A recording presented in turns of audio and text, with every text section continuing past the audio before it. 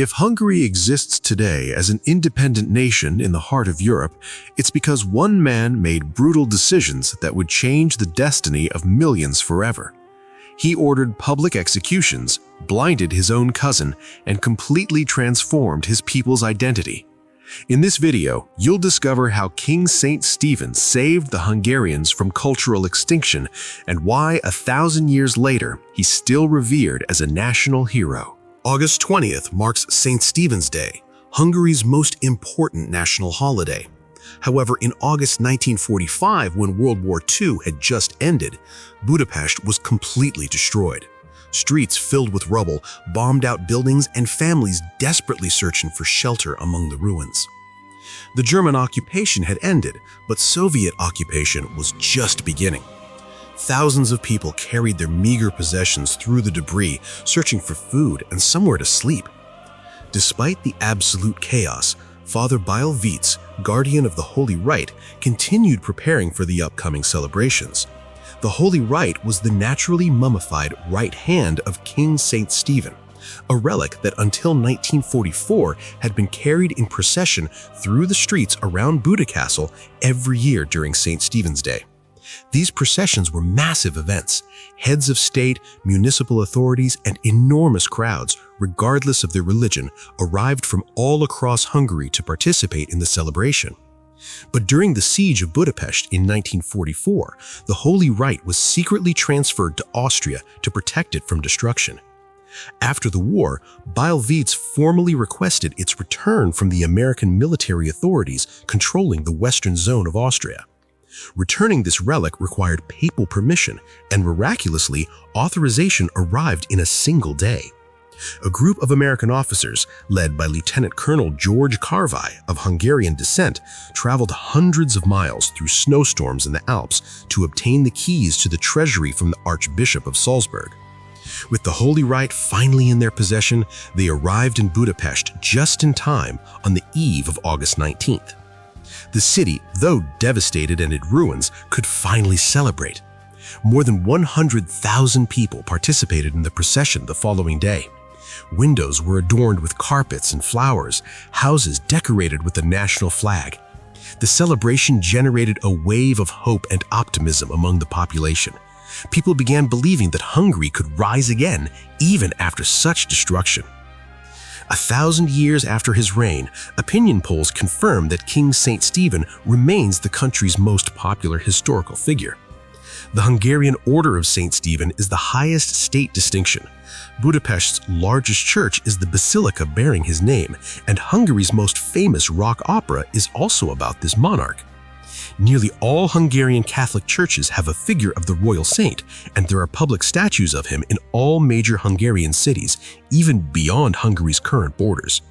There's a statue of the king in Toledo, Ohio, United States, next to St. Stephen's Parish Church. What has ensured the first king of Hungary's popularity for so long? What are the achievements that after 1,000 years still stand the test of time? Why should the nation be most grateful? Nearly all Hungarians know the answer. The country still stands. It has survived. But to understand how this king achieved such a feat, we first need to go back to a time when the Hungarians were the absolute terror of Europe. After the Hungarian conquest of the Carpathian Basin, the Magyars continued their raids, plundering territories in search of war booty. They launched 47 attacks over a 70-year period, primarily toward the Byzantine Empire and westward. From early spring until autumn, thousands of Hungarian warriors devastated various parts of Europe, reaching as far as the Danish border in the north, crossing the Pyrenees after ravaging Italy, and finally reaching the shores of the Atlantic Ocean. Their success was primarily due to masterful use of mounted archery tactics, as Byzantine Emperor Leo the Wise noted in his work Tactica. They are armed with swords, body armor, bows, and lances. They use one or the other as necessity requires, but when pursued, they employ their bows to great advantage.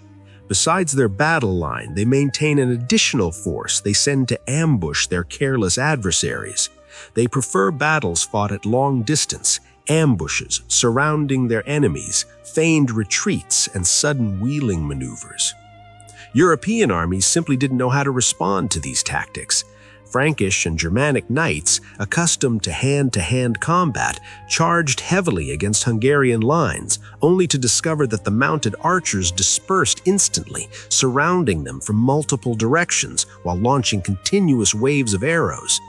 In 899, a Hungarian army completely massacred the forces of Emperor Arnulf of Carinthia. In 924, they devastated Saxony so completely that survivors could barely describe what they'd witnessed. In 937, they burned entire cities in southern France. The terror they inspired was psychological as much as military. The Hungarians didn't take common prisoners, they executed captured soldiers in front of city walls to break defenders' morale. They dragged priests out of churches and beheaded them on altars. Chronicles from the period are filled with descriptions of completely depopulated villages, burned fields, and monasteries reduced to ash. Western Europe lived in terror, never knowing when the next wave of destruction would arrive. The Hungarians operated with astonishing military efficiency. They divided their forces into multiple columns that simultaneously attacked regions separated by hundreds of miles, making it impossible for defenders to concentrate their armies. Their scouts identified escape routes before each attack, cutting off any possibility of flight for civilian populations. When they besieged a city, they didn't build elaborate siege engines, they simply waited, cutting off all supplies until hunger forced inhabitants to surrender or die. The Hungarians left a trail of destruction in their wake, sparing neither soldiers nor civilians. They plundered monasteries and took prisoners for ransom. The Hungarians became so feared they were mentioned in Italian prayers, "Lord, protect us from the arrows of the Magyars." Despite countless victories, the Hungarians were finally defeated near Augsburg, Germany in the year 955 by the army of German King Otto I. It was a brutal slaughter. Thousands of Hungarian warriors died on the battlefield or drowned trying to cross the Lech River during retreat. Surviving leaders were captured and publicly executed in Regensburg. Europe celebrated as if they defeated the apocalypse itself. It was a turning point that led Hungarian leaders to seriously contemplate their nation's future. The defeat revealed a disturbing truth. The tactics that had worked for 70 years were becoming obsolete. European armies were learning, adapting, building stronger fortifications, and developing effective countermeasures against light cavalry. The age of raids was over. Now they faced an existential question. How would Hungary survive surrounded by increasingly powerful Christian nations? The answer would come from a visionary leader willing to radically transform his people's identity. In the year 973, Hungarian envoys arrived at the Imperial Assembly in Quedlinburg to meet with Holy Roman Emperor Otto. They were sent by the new Grand Prince Géza, great-great-grandson of Arpad, to request missionaries from the emperor. Géza, who had been baptized the previous year, was determined to convert the Hungarians to Christianity. He'd recognized a brutal geopolitical truth. The Hungarians, trapped between Slavic and Germanic peoples, would only survive if they reconciled and integrated with Christian Europe. But Géza's path to power had been anything but peaceful. He'd fought rivals within Arpad's clan for years, systematically eliminating tribal chiefs who opposed his vision of a centralized state. Some were killed in battle, others simply disappeared in the night. Géza understood that the Hungarians' decentralized tribal structure was a fatal weakness in a world where organized Christian kingdoms were rapidly consolidating power. The defeat at Augsburg had proven that the glory days of raiding were over forever. The geopolitical situation was precarious. To the west, the Holy Roman Empire was expanding aggressively.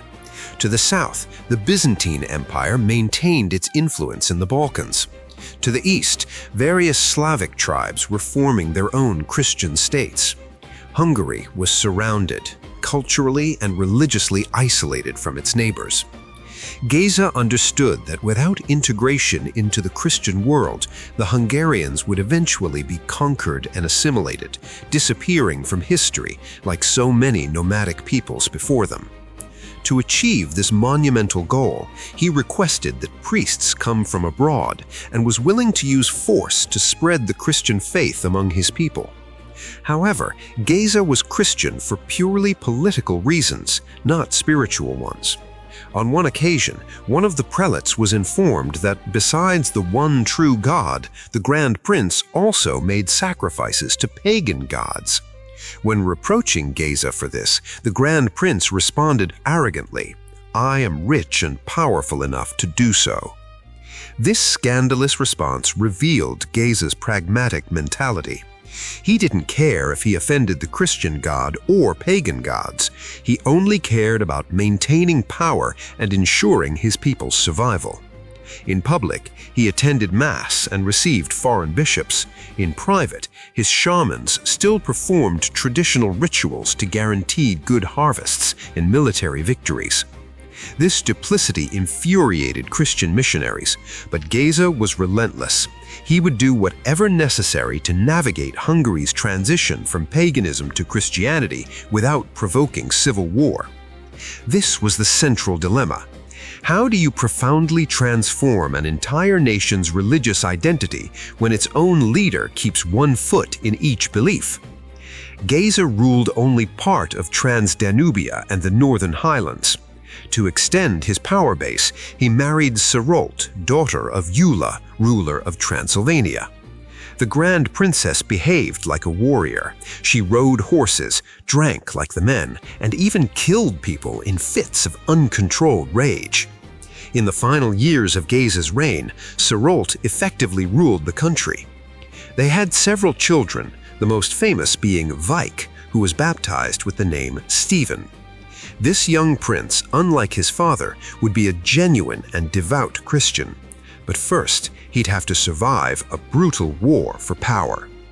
Because when Géza died, a bloody conflict would erupt that would define Hungary's future forever. One of medieval Europe's oldest equestrian statues is located in Bamberg Cathedral in Bavaria, Germany.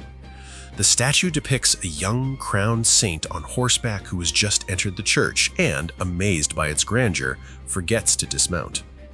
Local folklore claims the strange statue represents young King Stephen, who was in Bavaria when his father requested the hand of Gisela, daughter of the Duke of Bavaria and future Holy Roman Emperor Henry II, in marriage on his behalf in the year 995. The high-ranking marriage of the Hungarian Grand Prince and his imperial relatives cemented his status and recognition in Europe. This wasn't a love marriage, it was a calculated strategic alliance to elevate Hungary's status from pagan tribe to legitimate kingdom recognized by Christian powers. Gisela, educated in Europe's most refined courts, brought not only dynastic legitimacy but also invaluable political connections with the continent's most powerful ruling families. The young Bavarian princess was barely 14 or 15 when she was betrothed to Stephen. She was deeply religious, educated in Latin letters, and committed to the mission of Christianizing Hungary. For her, this marriage was both a political duty and a spiritual vocation. She would leave behind Bavarian civilization to venture into what many Europeans considered wild territory, inhabited by barbarians barely different from the Huns who had terrorized Europe centuries earlier. The wedding was celebrated in Germany with pomp that sought to send a clear message to all Christendom. Hungary was entering the civilized world. The young couple arrived in Hungary with a large entourage of priests and German knights. These weren't simple companions, they were the professional cadres who would help Stephen transform Hungary.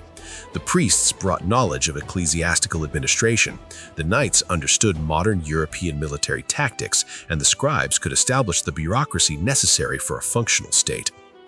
A few months later, Géza died, leaving Stephen the task of continuing his father's work. Unlike Géza, Stephen was genuinely devout, and his faith gave him the strength to fulfill his father's work. Gisela would be his partner in this mission, establishing convents, overseeing charitable works, and becoming a model of Christian piety for Hungarian women. However, he first had to completely seize the throne. Hit subscribe if you want to understand how political leaders use religion to consolidate power, because what comes next reveals the most brutal battle for control of a nation. According to ancient Hungarian tradition, one of Stephen's relatives, an elder of Arpad's clan named Kopanyi, wished to marry Géza's widow, Sarolt, and thus claim the throne for himself. Kopanyi laid siege to Veszprém, where Sarolt was staying at the time. This wasn't a simple dynastic dispute, it was a fundamental clash between two completely opposing visions of Hungary's future. Kopanyi represented the old order, pagan traditions, the tribal system that had defined the Hungarians for centuries.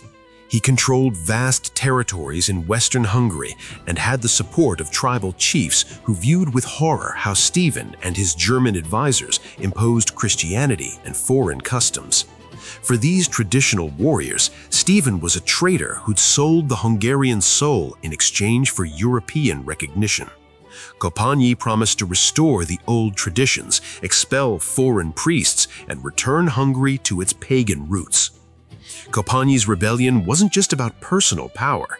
It represented the last organized resistance of Hungarian paganism against the tide of Christianity. Thousands of warriors joined his cause, convinced they were fighting to preserve their people's fundamental identity. Shamans performed public rituals, invoking the ancient gods to grant victory. Horse sacrifices, forbidden by Stephen, were openly performed in territories controlled by Kopanyi as deliberate defiance of the new Christian order. Stephen represented the new Christian Europe, centralized monarchy, integration with the West. This conflict would determine whether Hungary would become a recognized Christian kingdom or remain a pagan tribal confederation doomed to eventual destruction or assimilation. Stephen acted with speed and calculated brutality. His army, reinforced with experienced German knights, confronted Kopanyi's forces. The battle was fought probably near Lake Balaton in the winter of 998. Kopanyi's pagan warriors fought fiercely, convinced they were defending Hungary's very soul. But the German heavy knights, with their superior armor and disciplined tactics, broke the pagan lines again and again. Chroniclers describe the combat as absolutely savage, men bleeding out in the snow, war cries mixing with Christian prayers, the deafening clash of iron against iron. Kopanyi fought to the end, knowing his defeat would mean the end of the Hungarian world he knew. The battle was decisive and bloody. Kopanyi was killed in combat, but Stephen didn't stop there. In a display of power designed to terrorize any future rebels, he ordered Kopanyi's body to be publicly quartered. The executioners worked methodically, separating the body into 4 pieces while forced crowds watched in terrified silence. The 4 pieces were displayed in 4 different castles across the country as a macabre warning showing exactly how rebels were punished. One was nailed to the gates of Esztergom, another in Veszprém, the other 2 in frontier fortresses. For weeks, crows fed on the remains, while peasants passed with lowered eyes, understanding the message perfectly. It was a clear and brutal message. The pagan era had ended. Anyone who opposed the new Christian order would face the same fate. Stephen's military victory gave him complete control of Hungarian territory, but he still needed something more: international legitimacy. Stephen's power gradually extended to cover the entire country. Although the pagan tradition of the Turo legend recognized the legitimacy of him and his ancestors to rule, Stephen wasn't satisfied with this. He desired universal recognition of his divine right to rule, granted by God's grace. He wanted to be a legitimate king recognized by all Christendom. At that time, the Pope, the Holy Roman Emperor, and the Byzantine Emperor had the power to crown him. However, Stephen didn't wish to become vassal to a secular ruler. Sending his emissary directly to the Pope was a bold diplomatic move that asserted Hungary's independence. He wouldn't seek his crown from the German emperor, who might demand vassalage in return, nor from the Byzantine emperor, whose influence would mean subordination to Constantinople. Only the Pope could grant a crown without compromising Hungarian sovereignty. He sent his emissary, Bishop Astric, directly to Pope Sylvester II in Rome. Sylvester II was one of the era's most learned popes, a mathematician and scholar who had studied in Spanish monasteries and introduced Arabic numerals to Western Europe. He perfectly understood the geopolitical implications of recognizing Hungary as an independent kingdom. It would create a Christian buffer state between the Holy Roman Empire and the Byzantine Empire, strengthening the papacy's position against both emperors. According to legend, the Pope had already ordered an ornate crown to be made for the Polish Grand Prince. But before granting the crown, it's said that a messenger from God appeared to him in a dream and told him, "You must know that tomorrow envoys will come from an unknown nation who will demand a royal crown from you and the gift of an apostolic blessing for their prince. Do not hesitate, therefore, to give the crown you have had made to their prince. Know that he deserves the crown and the glorious royal title by the dignity of his life." This story is probably apocryphal. Astric wasn't the envoy of an unknown nation, and the learned Pope Sylvester knew perfectly well who had sent the emissary. The crown Stephen received from Rome is not identical to the famous Holy Crown of the Hungarians currently preserved. The only item from the medieval Hungarian coronation regalia that can be directly associated with King Stephen is the coronation mantle. This garment with intricate goldwork was made by Queen Gisela for the Basilica of Székesfehérvár and later became an accessory for other coronation ceremonies. The mantle bears the only authentic image of Stephen. He was crowned king on Christmas Day of the year 1000. Thus, the Christian state, the Kingdom of Hungary, was born on the first day of the new millennium. The symbolism was deliberate and impressive. On the first day of the year 1000, as Christendom celebrated the beginning of a new millennium, Hungary was reborn as a recognized Christian kingdom. But more than an illustrious title was necessary to ensure its survival. The country had to be completely transformed. Because converting an entire people of pagan warriors into devout Christians would require methods we'd consider extreme today. During the Middle Ages, kings were considered sacred. They were chosen by divine grace and had to combine the charisma of a priest, magistrate, and ruler. King Stephen, founder of Christian Hungary, fulfilled each of these vocations with iron determination. To eliminate the German archbishop's control in Hungary, Stephen created 8 dioceses with the archbishopric of Esztergom as head. This independent ecclesiastical structure was crucial. It meant the Hungarian church would answer to the Pope, not German bishops. Hungary would have its own ecclesiastical hierarchy, its own native bishops eventually, and control over its internal religious affairs. It was spiritual independence in addition to political. He oversaw the construction of cathedrals, including the prominent one in Esztergom, as well as one of the largest and most beautiful churches in Europe, the Basilica of the Assumption of Our Lady in Székesfehérvár, which he transformed into a sacred place for royalty. With one exception, all his successors for the next 500 years were crowned there. It was also the burial place of King Stephen and 14 more kings. Additionally, he established several monasteries and granted a charter of privileges to the Benedictine monks established by Géza on Mount St. Martin, providing idyllic conditions for the Benedictine Abbey of Pannonhalma. The abbey still exists today, serving Hungarian culture 1,000 years later. The monks continue living and teaching there according to the Benedictine motto, Ora et labora, pray and work. Saint Stephen's laws provided the foundation of the Hungarian state and spread Christianity throughout the land. He ordered the payment of tithes to the church. Every 10 villages had to build a church, and Sunday Mass was mandatory. Those who broke fasting rules were confined to dark cells, while those who were disorderly during Mass were punished with haircuts and public whippings. Resistance was considerable. In remote villages, peasants continued performing pagan rituals in secret. Shamans operated clandestinely, offering traditional remedies and keeping old traditions alive. Some nobles converted publicly, but maintained private pagan shrines on their properties. Hungary's conversion wasn't a single event, it was a generational process marked by resistance, repression, and gradual assimilation. While such methods may not have been the most effective means of genuine conversion, Christianity's spiritual power, biblical stories, and the Church's solemn rituals managed to make their way into the hearts and minds of the Hungarian people. After Stephen's death, pagan rebellions erupted and many continued their pagan practices in secret.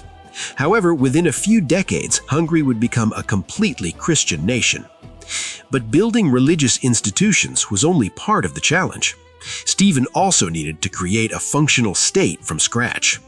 The Christian state couldn't function within the framework of the old tribal clan system.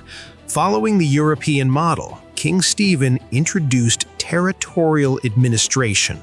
He established counties, many of which still exist today, and appointed county commissioners known as ispan to lead them.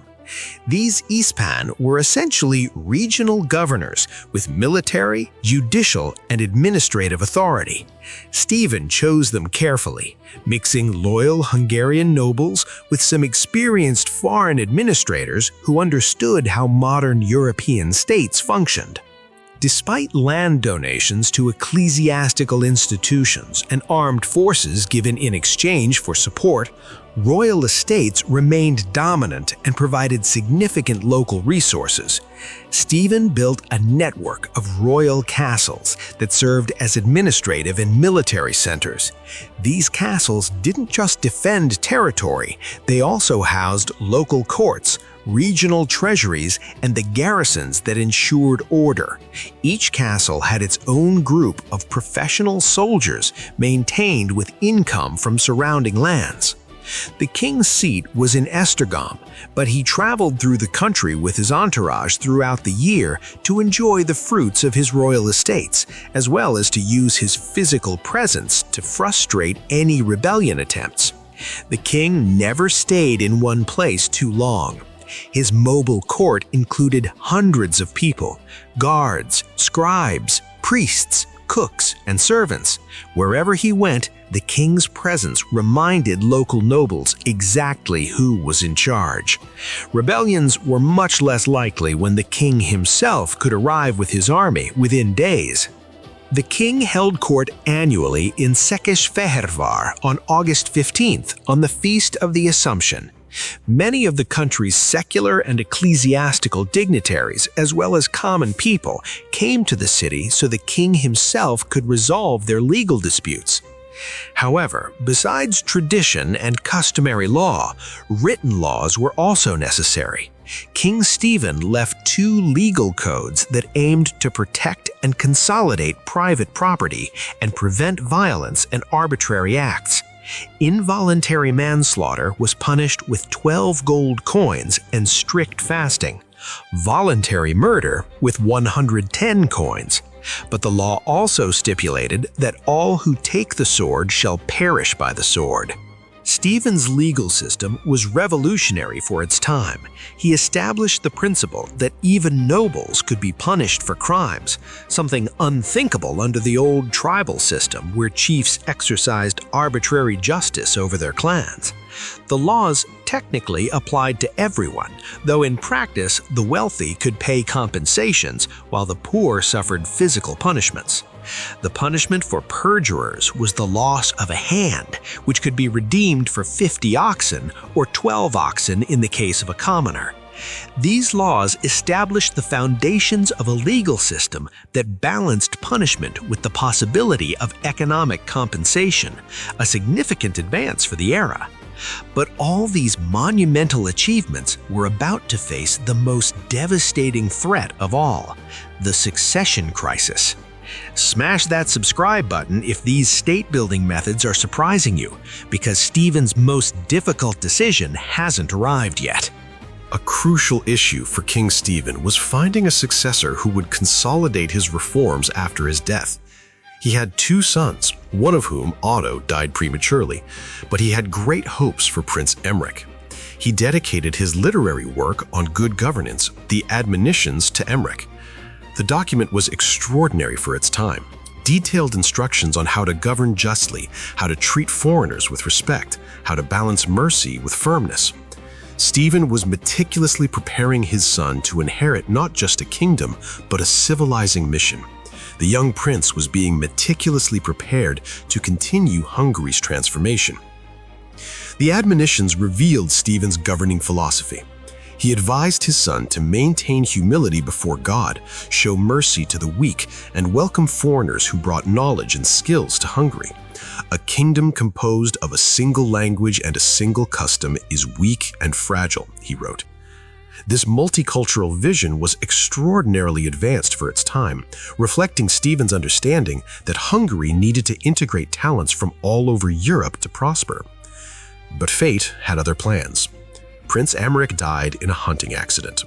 Chroniclers don't give specific details, but medieval hunts were extraordinarily dangerous. A wounded boar could tear a man apart with its tusks in seconds.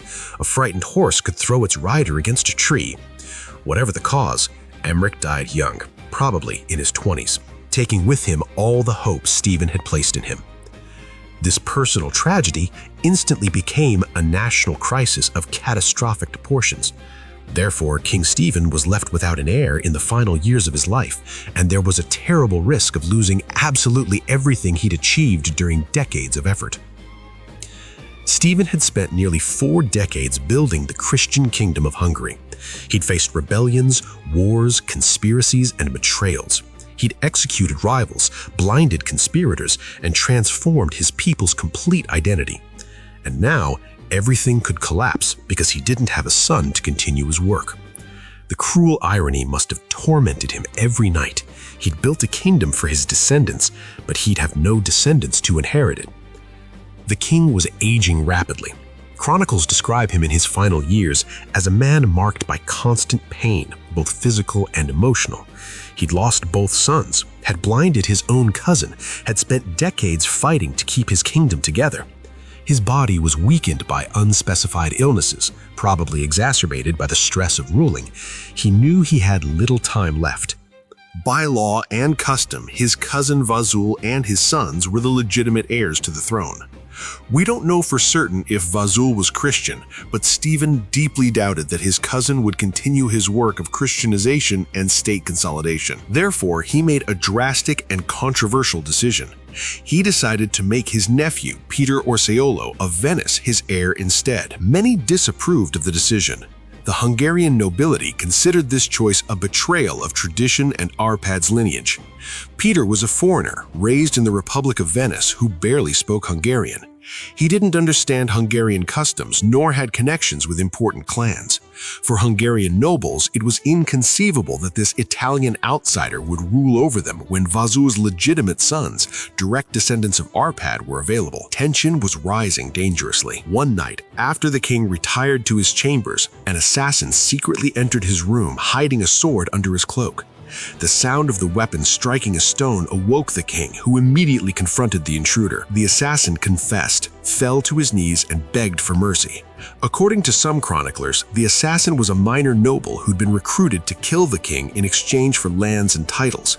He promised to reveal his accomplices if his life was spared.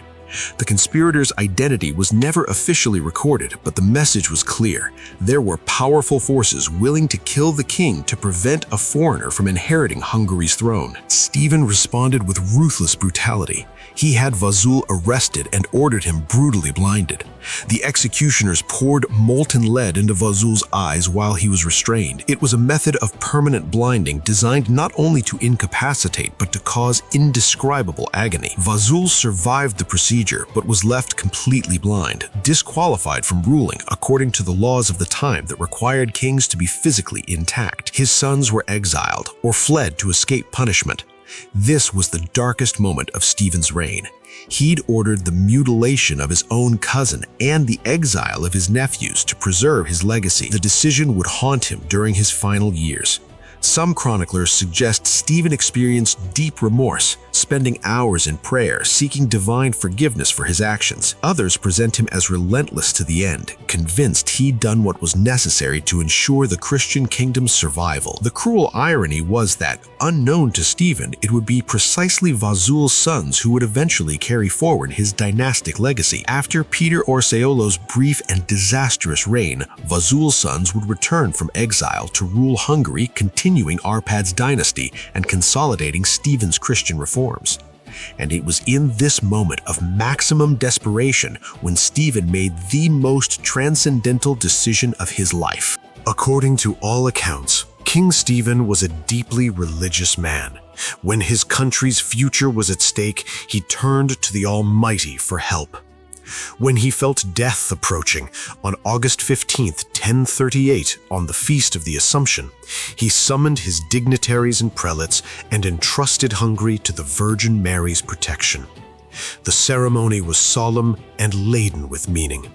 The dying king, weakened by illness and pain, gathered with the leaders of the kingdom he'd created. In the Basilica of Székesfehérvár, surrounded by bishops, nobles, and monks, he pronounced the words dedicating Hungary to Mary. He wasn't simply commending his personal soul to God, he was placing the entire nation under specific celestial protection. Since then, the Virgin became Hungary's patron saint, and the country was considered Regnum Marianum, the Kingdom of Mary. This symbolic decision was much more than religious rhetoric. It was a calculated political act that placed Hungary under direct divine protection, elevating its spiritual status to the same level as Europe's great Christian kingdoms.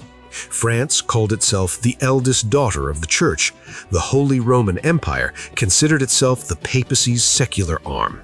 Now Hungary would be the Kingdom of Mary, with a unique spiritual status that reinforced its political independence. The symbolism would resonate through the centuries. When Hungary faced Mongol invasions in 1241, defenders invoked Mary. When they fought the Ottomans for centuries, they considered themselves defenders of the Marian kingdom. When they resisted Austrian or Soviet domination, their identity as the Kingdom of Mary reinforced the Hungarian national consciousness of being a special people with a special mission. The king's body was buried in a marble tomb in the Basilica of Székesfehérvár. His canonization, granted for his merits in converting the Hungarians to Christianity, took place 45 years later. King Stephen became Saint Stephen, and his right hand, the Holy Right, became Hungary's most precious national relic. King Stephen's life work had a monumental impact on Hungary's destiny for over 1,000 years. He was a consummate military leader who never lost a battle. He thwarted internal rebellions and repelled German imperial armies that tried to invade Hungary in 1030. His efforts are the main reason why Hungarians still live in East Central Europe today. They avoided being assimilated into other cultures, survived as a people, and escaped the fate of their predecessors, including the Huns and Avars, who disappeared completely from history.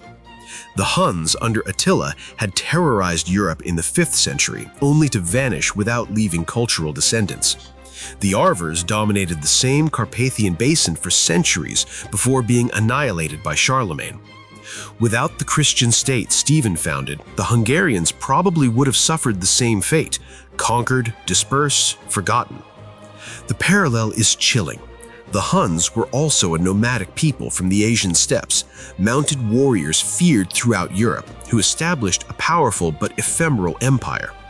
When Attila died, his empire disintegrated within years, and the Huns completely disappeared from the historical record. The Avars followed a similar pattern: military domination followed by total collapse and cultural extinction. The Hungarians could easily have been the third chapter of this story of nomadic peoples who burn brightly and then go extinct.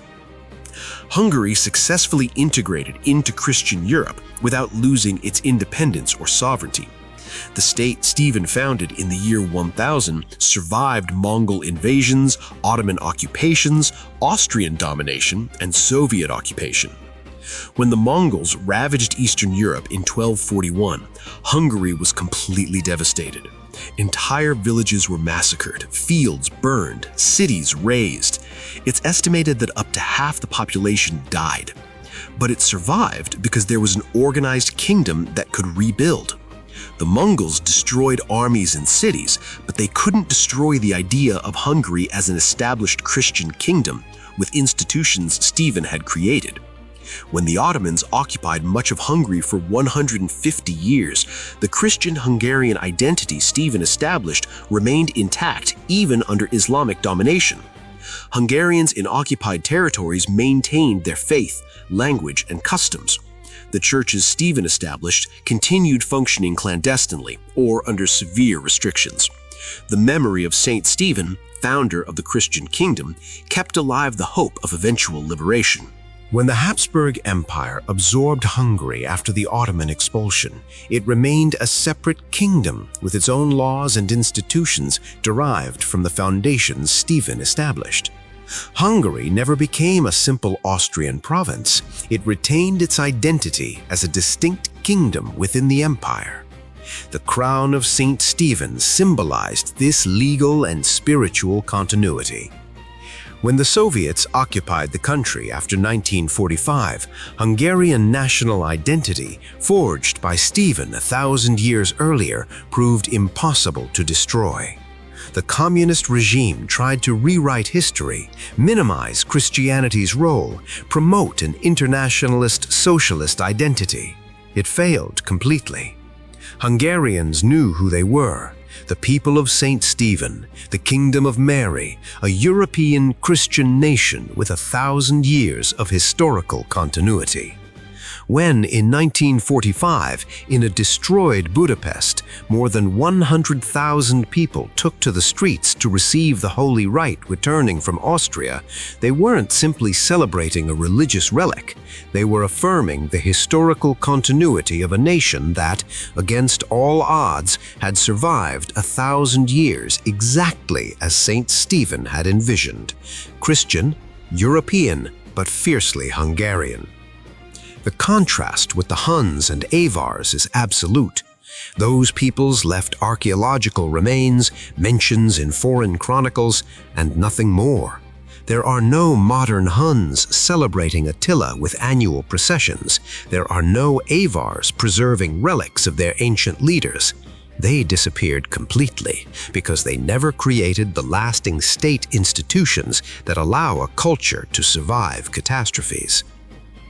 King Saint Stephen didn't just found a kingdom, he ensured the cultural and political survival of an entire people. He took a tribe of nomadic warriors doomed to extinction and transformed them into a European nation that persists to this day. No other Hungarian leader, before or after, achieved anything comparable. And that's why, 1,000 years later, his memory lives on in every corner of Hungary. Drop a subscribe if this video changed your perspective on how leaders transformed nations against all odds, because every week we break down the historical figures who defined the destiny of entire civilizations.